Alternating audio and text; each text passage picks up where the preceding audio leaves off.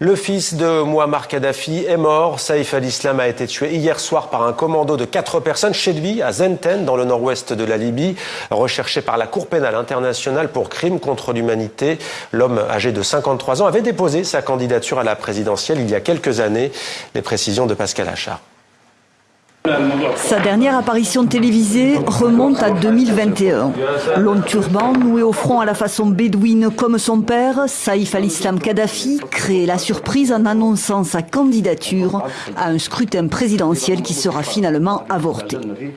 Le fils du dictateur libyen Mouammar Kadhafi vivait alors caché. Il le restera jusqu'à la découverte de son corps. C'est dans la région montagneuse du Djebel Nafoussa, au nord-ouest de la Libye, qu'il vivait terré, près de la ville de Zenten. Le cadet de Mouammar Kadhafi fut un certain temps la figure lisse et rassurante d'un régime soucieux de faire vaciller sa réputation d'État terroriste auprès de l'Occident. Un fils longtemps perçu comme potentiel héritier du trône.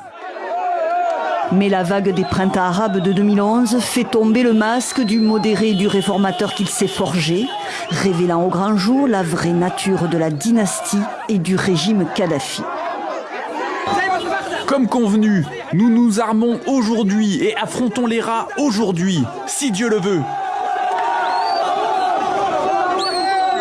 Une répression sanguinaire pour mater le soulèvement contre son père qui lui vaudra une inculpation par la Cour pénale internationale pour crimes contre l'humanité.